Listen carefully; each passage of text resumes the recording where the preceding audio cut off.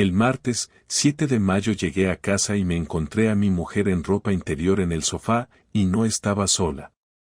No fue lo que estás pensando. El tipo no estaba con ella. Era una videollamada. Estaba riéndose, jugueteando con el pelo, con una copa de vino en la mano, y al otro lado de la pantalla había un hombre en camiseta ajustada, con acento andaluz, diciéndole cosas como, si me esperas así el viernes, me da algo. Ella ni se inmutó al verme. Me miró como si yo fuera un repartidor, me hizo un gesto con la mano para que no interrumpiera, y siguió hablando con él, como si yo no fuese su marido desde hace 12 años. Cerré la puerta de la entrada con cuidado, dejé las llaves en el cuenco de cerámica de su madre, y me quedé de pie en el pasillo como un imbécil. No dije ni una palabra. No me salió. Solo escuchaba su voz empalagosa, su risa forzada, y cada carcajada era un puto martillazo en el pecho. No es que no supiera que algo iba mal. Hacía semanas que Marta estaba distinta. Pero nunca imaginé esto. Nunca imaginé que llegaría a casa a encontrarla seduciendo a otro hombre, medio desnuda, en nuestro salón, con las cortinas abiertas, como si todo le importara una mierda. Ni siquiera se molestó en cerrar la sesión cuando me vio. Solo dijo, luego te llamo, cariño, y colgó. Después se levantó, se puso una bata, y dijo, con toda la cara del mundo: ¿qué tal en el curro? Como si yo viniera de hacer la compra. Como si nada hubiera pasado. Me senté en el borde del sofá sin responder. Mi cabeza era un hervidero. ¿Quién era ese tío? ¿Desde cuándo? ¿Y lo peor? ¿Por qué no me sentía más sorprendido? Algo dentro de mí se rompió en ese momento, pero aún no sabía cuánto iba a doler. No dormí esa noche. Me quedé sentado en la cocina hasta que amaneció, con los codos apoyados en la mesa y la cabeza hecha polvo. No lloré, no grité, no hice nada dramático. Solo pensaba, repasando lo que había visto una y otra vez. La imagen de Marta riéndose con ese tipo medio en bolas en nuestro salón, mientras yo aún tenía el tupper del curro en la mochila, no se me iba de la cabeza. Cuando se fue a la cama, ni siquiera discutimos. Me dijo que tenía sueño, que hablábamos mañana, y se encerró en el dormitorio. Me dejó ahí, como si yo fuera un colega que se había pasado de visita sin avisar. A las 6 me metí en la ducha. No porque tuviera ganas, sino porque el agua caliente era lo único que me conectaba un poco con la realidad. No sabía qué hacer. No había ninguna regla escrita para esto. A las 8, Marta salió del cuarto ya vestida, con su bolso al hombro y el pelo húmedo. Ni me miró. Solo preguntó si podía llevar el coche porque tenía que pasar por el centro. Asentí sin decir palabra. Me dio las llaves, dijo un gracias mecánico y se fue. Una vez solo, lo primero que hice fue llamar a mi jefe y decir que necesitaba un par de días. No le di explicaciones. Luego me senté en el sofá, el mismo donde ella había estado medio desnuda la noche anterior, y me quedé mirando el televisor apagado. La rabia venía y se iba, pero no era suficiente para hacer nada todavía. No quería una escena. Quería entender. Quería saber a qué nivel me estaban tomando por imbécil. Empecé por lo obvio. Marta siempre ha sido cuidadosa, pero no tanto como para ser invisible. Revisé las cosas que normalmente no revisas cuando confías en alguien: papeles sueltos, bolsas de tiendas en el armario, cajones que nunca abría. En uno de ellos encontré una caja de preservativos. Nosotros llevábamos años sin usarlos. Cuando la confronté con eso la semana anterior, me dijo que los había comprado por si algún día volvíamos a conectar. Qué irónico. A ella le encantaba esa palabra. Conectar. Lo decía como si fuera una app. Yo solo pensé que o se estaba burlando de mí o realmente creía que yo era tan inocente como para tragarme eso. No encontré mensajes en el portátil, ni fotos, ni correos sospechosos. Todo estaba limpio. Demasiado limpio. En ese momento entendí que no lo hacía desde el ordenador, sino desde otro dispositivo. El iPad que decía que ya no usaba. Y ahí sí, ahí fue cuando me di cuenta del nivel de precaución que había tenido. El iPad estaba restaurado de fábrica. Nada en el historial, ninguna cuenta iniciada. Sin embargo, no fue un descuido lo que me dio la pista, fue una notificación automática que saltó por error en la pantalla, nueva conexión Bluetooth, SEAT Ibiza de Rafa. No había más que rascar. Ni mensajes, ni imágenes, ni nada. Pero con eso me bastó. Me levanté del sofá y salí a dar una vuelta. Necesitaba aire. Me fui al bar de Lorenzo, el de toda la vida, el que está en la esquina del mercado. Me pedí un café y me senté al fondo. No llamé a nadie. No hablé con nadie. Solo miraba por la ventana. Una hora después, cuando ya estaba por irme, entró Raúl, un tipo que había trabajado con Marta hace unos años. Nos saludamos y se sentó conmigo. No tardó en soltarlo. ¿Sigues con Marta?, me preguntó sin rodeos. Me lo quedé mirando sin saber qué decir. Solo pregunto porque la vi el otro día por Malasaña, muy acaramelada con un tío, y no era contigo. Eso fue lo que necesitaba. No fotos, no vídeos, no excusas. Solo una confirmación externa. Me lo imaginaba, lo intuía, lo había visto, pero hasta ese momento había una parte de mí que quería creer que podía ser otra cosa, algo que tuviera arreglo, una mala racha, una etapa rara. Pero no.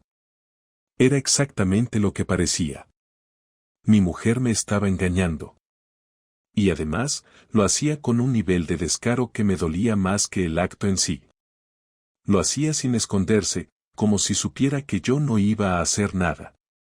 Volví a casa con la cabeza a mil. Me senté de nuevo en la cocina, como si fuera el único sitio donde podía pensar. Empecé a repasar cosas. ¿Cuándo empezó? Si fue reciente o llevaba tiempo. ¿Con quién más había estado? Si Hugo había notado algo. Me sentí ridículo por pensar que el problema podía ser mío. Que tal vez había estado ausente, poco cariñoso, demasiado metido en el trabajo. Pero no. Lo que ella había hecho no tenía que ver con carencias. Tenía que ver con elecciones. Y había elegido traicionarme. Cuando volvió a casa por la noche, no dije nada. Ella tampoco. Me saludó con un beso en la mejilla, como si fuera martes cualquiera.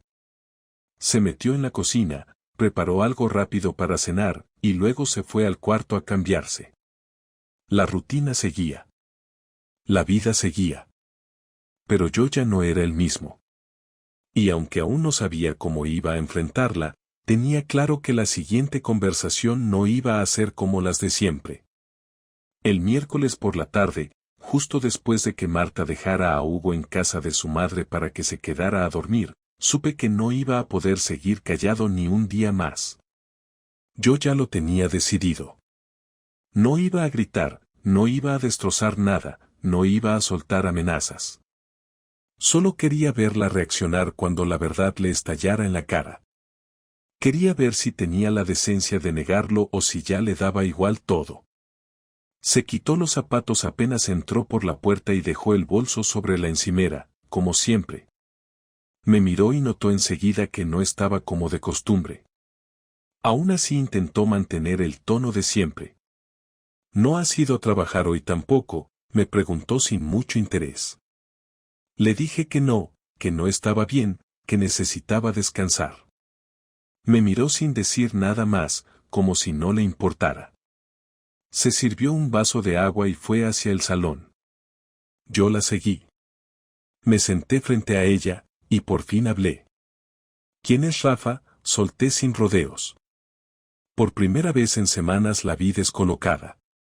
Su gesto se tensó, su mirada fue directa a la mía y no respondió. Se hizo un silencio incómodo que me obligó a repetir la pregunta. ¿Quién es Rafa, Marta? Ella resopló, se cruzó de brazos y dijo con voz seca, no es lo que piensas. Esa frase me tocó los cojones más que si me hubiese escupido en la cara. Me reí, no por gracia, sino porque la frase era tan vieja, tan absurda, que me costaba creer que alguien pudiera usarla en serio. ¿De verdad vas a decirme eso? Te vi. Te escuché. Estabas medio desnuda en el sofá, con él en videollamada, diciendo que le esperabas el viernes. ¿Qué más tengo que pensar?, pregunté sin levantar la voz, pero con la mandíbula tensa. Ella se levantó del sofá, dio un par de pasos, como si necesitara moverse para encontrar alguna excusa en su cabeza. Solo es alguien con quien hablo, dijo. Me hace sentir bien, nada más. No ha pasado nada. Ahí me puse de pie. Ya no podía con tanta mentira. Nada más, ¿quieres que hablemos con él por altavoz ahora mismo? ¿Quieres que se lo pregunte a él directamente, o prefieres que te lea los datos de conexión del coche, del iPad, del Bluetooth, de todo? Porque tengo cada detalle. Lo único que no tengo es una puta foto de los dos follando, pero lo demás ya está todo claro, solté sin filtro. Ella se quedó callada. Se giró de espaldas y se llevó las manos a la cabeza. Estoy cansada, Javi, dijo. Llevamos años mal, no me tocas, no me escuchas, no me haces sentir nada. Rafa me habla, me presta atención, me dice cosas que tú ya no me dices desde hace años. Me acerqué, no para gritarle, sino para que me mirara de una vez a los ojos. Y por eso lo haces aquí, en nuestra casa, delante mía prácticamente, ¿no tuviste ni la mínima dignidad de esconderlo un poco más, delante del niño, en el salón donde juega con sus juguetes, en nuestra casa?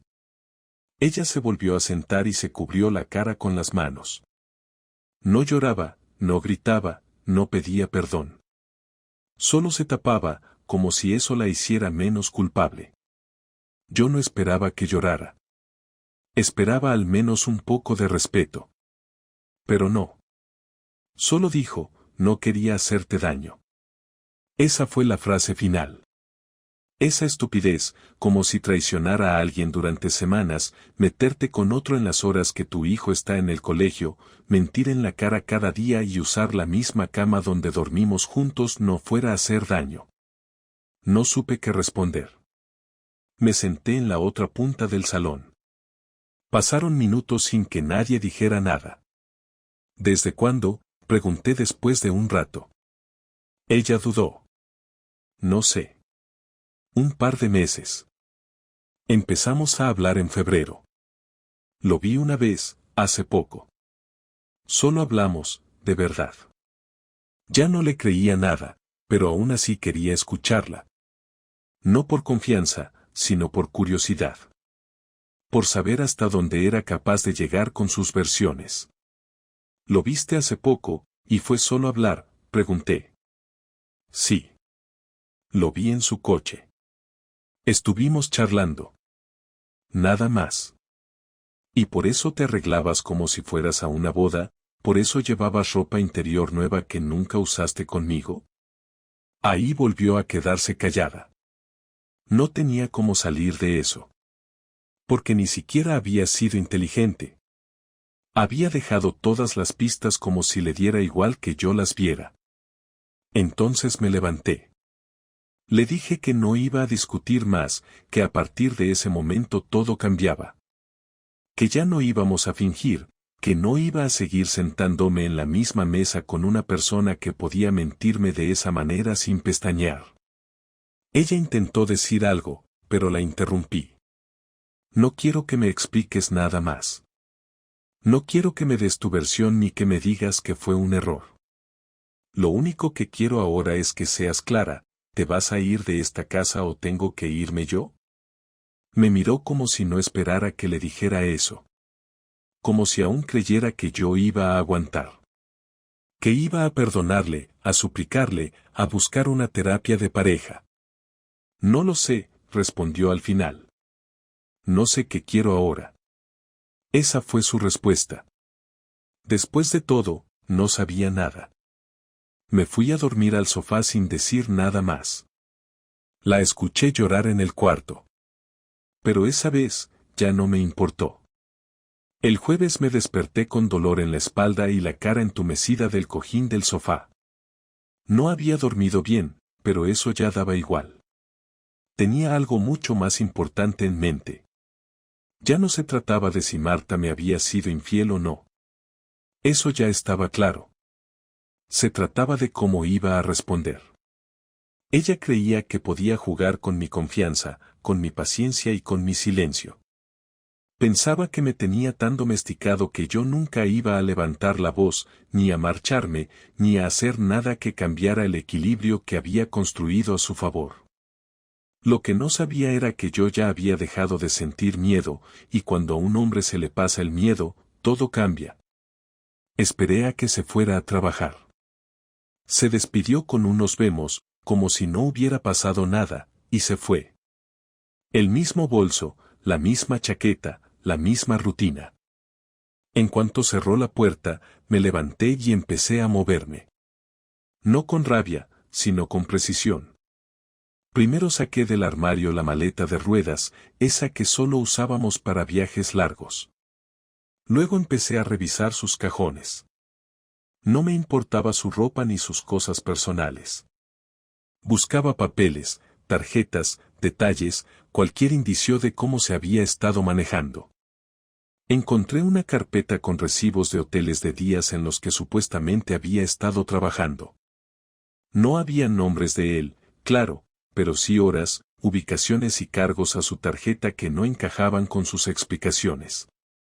Guardé todo eso en una carpeta mía y lo metí en mi mochila del portátil. Después abrí mi portátil, me conecté a mi cuenta bancaria y empecé a hacer transferencias. No de todo el dinero, pero sí de lo que era estrictamente mío. Marta nunca se preocupó por las finanzas, ni siquiera sabía cuánto exactamente había en nuestras cuentas conjuntas, solo sabía que todo funcionaba.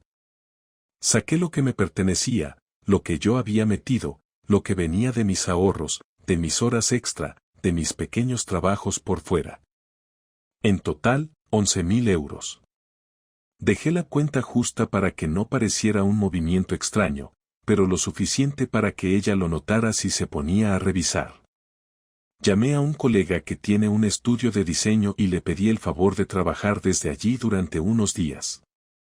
Me ofreció el despacho pequeño sin dudarlo. Después llamé a un cerrajero. Le expliqué que necesitaba cambiar la cerradura de casa, pero que no quería que lo hiciera ese día. Solo quería tenerlo en lista para cuando diera la orden. Me aseguró que podía venir en menos de 2 horas cuando lo necesitara. Perfecto. La parte final era la más delicada. Me fui a casa de la madre de Marta, donde estaba Hugo, y le pedí que me dejara llevármelo por la tarde. Le dije que quería pasar tiempo con él, que teníamos un plan especial. No sospechó nada. A las 5 lo recogí y lo llevé al parque, luego al cine, y terminamos cenando pizza en una terraza. Mientras estábamos allí, recibí el primer mensaje de Marta: ¿dónde estás? No contesté. Luego otro: ¿dónde está Hugo? Y después: si no contestas voy a llamar a la policía. Le respondí con calma: está conmigo. Está bien. No te preocupes. No estoy haciendo nada raro. Solo hablamos mañana. Silencio. Volvió a escribir: ¿qué coño estás haciendo? No respondí. Guardé el móvil en el bolsillo y seguí hablando con mi hijo como si nada. Le pregunté cómo estaba en el cole, qué tal con sus amigos, si le gustaría que un día hiciéramos un viaje los dos solos, como los que hacen los padres con sus hijos en las pelis. Me dijo que sí. Me sonrió. Me abrazó. Me hizo sentir que, a pesar de todo, yo aún tenía algo importante que proteger. Esa noche no volví a casa. Lo llevé a dormir a casa de mi hermana, que ya estaba avisada. Le dejé todo claro: que no quería meter al niño en el medio, que solo necesitaba unas noches fuera, que si Marta llamaba, le dijera que estaba con ella, pero que no diera más detalles. Mi hermana, que siempre pensó que Marta era demasiado buena para ser real, no me preguntó nada. Solo me abrazó y me dijo que tenía razón, que ahora era el momento de hacer lo que nunca me había atrevido a hacer, sacarla de mi vida sin pedir permiso. Dormí en el sofá de su casa. No era cómodo, pero dormí como hacía semanas que no dormía. Sin ruidos, sin reproches, sin esa tensión que se había vuelto parte del aire de casa. A la mañana siguiente, antes de que nadie se despertara, me fui a cambiar la cerradura de casa. El cerrajero llegó puntual. En menos de 30 minutos todo estaba hecho. Le pagué en efectivo y me fui. Marta me llamó 5 veces entre las 8 y las 10. No contesté. Me mandó audios, mensajes largos, preguntas, insultos, hasta una nota de voz llorando. Todo eso lo guardé. No por venganza, sino por si en algún momento necesitaba demostrar cómo fue todo. La última vez que escribió fue a las 11, ¿así vas a arreglar las cosas, eres un cobarde? No le respondí. Ya no tenía sentido hablar con alguien que no entendía que su error no fue solo engañarme, sino hacerlo con la tranquilidad de quien cree que nada va a pasarle. Volví al piso por la tarde. Estaba vacío, en silencio. Me senté en la cocina, igual que el primer día, y me preparé un café. Sabía que esto no era el final, pero sí el principio de algo distinto. Ella podía llorar, podía amenazar, podía victimizarse todo lo que quisiera. Pero ya no iba a ser en mi casa. Y lo mejor de todo es que no lo había visto venir. El sábado por la mañana Marta vino a casa. Tocó el timbre 2 veces, luego golpeó la puerta con fuerza. Yo ya sabía que iba a aparecer. Me había enviado un mensaje esa misma mañana, voy a ir. No podemos dejar las cosas así. No contesté, pero dejé la puerta cerrada, a propósito. Quería que supiera que ya no tenía acceso libre a mi vida. Le abrí sin decir nada. Se quedó en el umbral, mirándome como si no supiera por dónde empezar. Entró despacio, mirando cada rincón como si fuese la primera vez que veía el salón, como si en esas 48 horas hubiera envejecido todo de golpe. Se sentó en el borde del sofá y me miró. Yo me quedé de pie, con los brazos cruzados, esperando que dijera algo que al menos sonara sincero. ¿De verdad ibas a desaparecer así, sin decirme nada?, preguntó. No le contesté enseguida. Me limité a observarla. Tenía el maquillaje corrido, el pelo suelto y las manos temblorosas. Pero no lloraba. No aún. No desaparecí. Solo me fui a pensar. A respirar sin tu mentira al lado, respondí. Se frotó la cara con ambas manos y suspiró. No lo hice para hacerte daño. Lo sé, parece una excusa barata, pero no sé cómo explicar lo que pasó. Me sentí sola, me sentí vacía, y él apareció. Me hizo sentir viva. Me reí. No porque hiciera gracia, sino porque era increíble lo mal que se justificaba. Y eso justifica que me mientas en mi propia casa, que metas a otro en nuestra rutina, que uses a nuestro hijo como escudo mientras hacías lo que te daba la gana. Marta se levantó y caminó por el salón. No lo planeé, Javier. Te juro que no. Empezó con un mensaje, luego una llamada, y cuando me quise dar cuenta ya estaba atrapada. No buscaba nada. Solo alguien que me escuchara, alguien que no estuviera tan metido en su mundo. En mi mundo, interrumpí. El mundo donde trabajo 10 horas para que no falte nada, donde me rompo el lomo mientras tú finges que estás bien y te vas a revolcar con otro, ese mundo.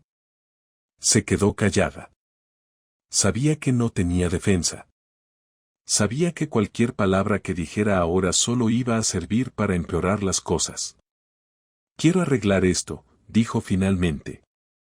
No sé cómo, pero quiero.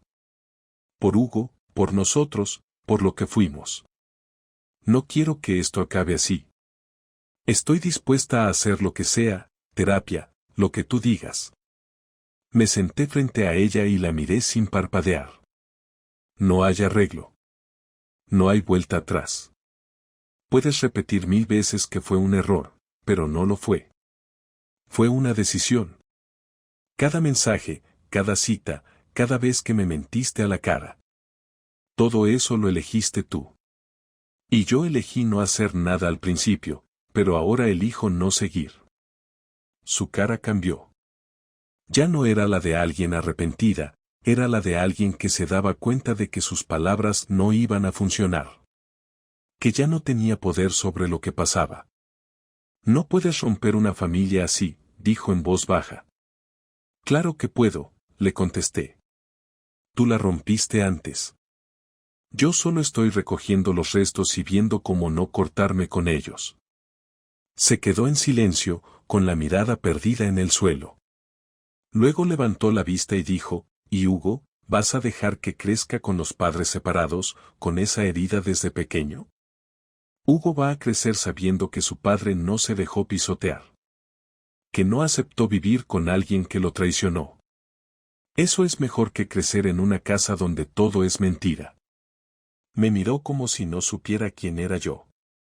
Como si no esperara que fuera capaz de decir esas palabras sin temblar. Después de eso, no hablamos durante un rato. El silencio fue largo, incómodo, necesario. Cuando volvió a hablar, su tono era otro. Más frío. Entonces ya está. No hay nada que pueda hacer. Solo irme y dejar que sigas con tu vida, ¿no? Asentí. Sí. Y cuanto antes lo hagas, mejor. No voy a sacarte con gritos ni con abogados. Solo quiero que entiendas que ya no tienes lugar aquí. Se levantó sin decir más, fue a la habitación y agarró una bolsa con ropa que había dejado el jueves. No pidió ayuda, no preguntó nada. Salió al salón, se quedó parada unos segundos y me dijo, nunca creí que fueras capaz de dejarme. La miré sin expresión. Nunca creí que fueras capaz de traicionarme. Aquí estamos. Salió sin cerrar fuerte la puerta. Su coche arrancó y desapareció por la calle como cualquier otro día, pero esta vez no iba a volver. No había marcha atrás, no había reconciliación, no había familia feliz que rescatar. Solo quedábamos Hugo y yo, y eso, al menos, seguía valiendo la pena. Pasaron 3 semanas desde que Marta salió de casa. No volvió a aparecer, ni a llamar, ni a escribir más allá de lo básico sobre Hugo. Lo justo, lo necesario. Yo tampoco la busqué. No por orgullo, sino porque ya no tenía nada que decirle.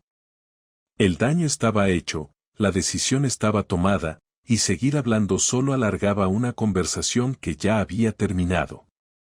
Lo que me sorprendió, y no sé si para bien o para mal, fue lo rápido que todo se acomodó.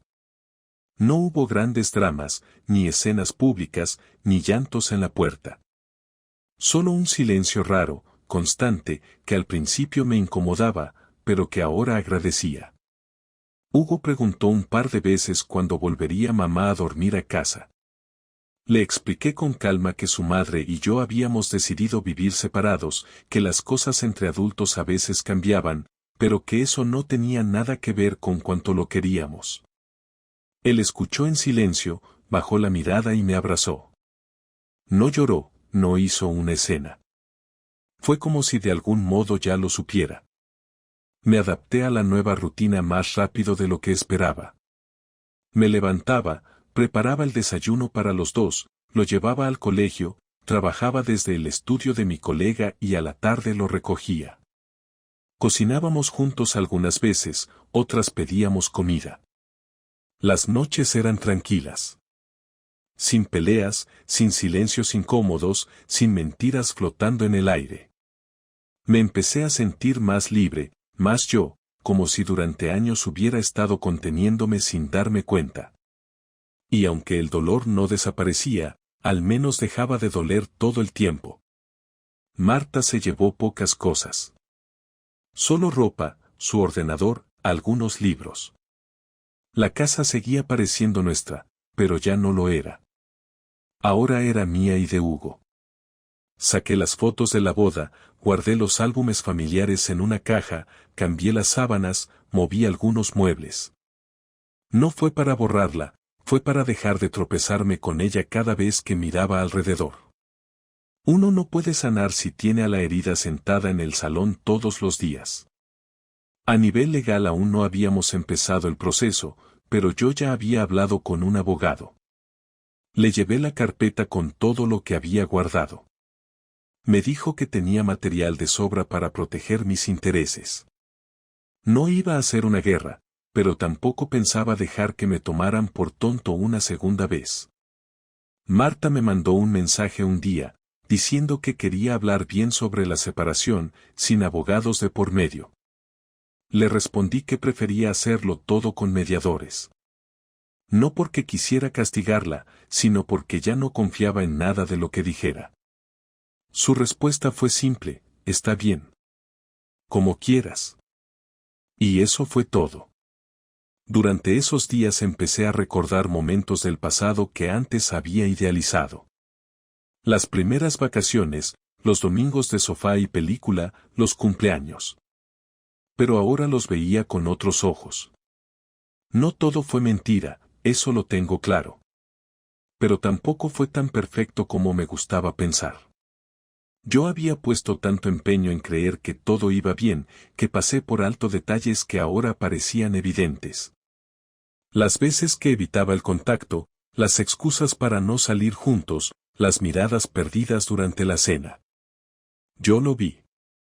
Solo que no quise aceptarlo. Con el tiempo me fui sintiendo menos víctima y más responsable de mis propias decisiones. No por su traición, sino por haber permitido que las cosas llegaran a ese punto sin hacer nada. Yo también me descuidé. No a ella, a mí. Dejé de ponerme primero, dejé de exigir respeto, dejé de marcar límites. Me convencí de que aguantar era una virtud, de que callar era una forma de amar. Pero no. Callar cuando algo duele no es amor, es rendición. Y yo no quiero criar a mi hijo enseñándole a rendirse. No pienso en venganza. No tengo ganas de ver a Marta mal, ni de saber si sigue con el otro o si lo dejó. Me da igual. Lo que me importa ahora es reconstruirme. Empecé a salir a caminar todas las mañanas, retomé contacto con amigos que había dejado de ver por la rutina, incluso volví a interesarme por cosas que antes me gustaban y que había abandonado. Y lo más importante, empecé a hablar más con Hugo. No solo de lo que necesita o de cómo le fue en el cole, sino de cómo se siente, de lo que piensa, de lo que sueña. Estoy aprendiendo a ser un mejor padre, no porque antes fuera malo, sino porque ahora tengo más claro lo que quiero transmitirle. Si algo saqué de todo esto es que nadie te prepara para ver cómo se desmorona la persona con la que compartiste una década. Pero también descubrí que uno puede levantarse, aunque sea lento, aunque duela. Ya no quiero una relación que dependa del miedo, de la costumbre o del que dirán. Si alguna vez vuelvo a confiar en alguien, será desde otro lugar, más claro, más honesto, sin promesas vacías. La historia terminó, pero no mi vida. Y si algo tengo claro es que no voy a ser el tipo que vive atado a lo que le hicieron.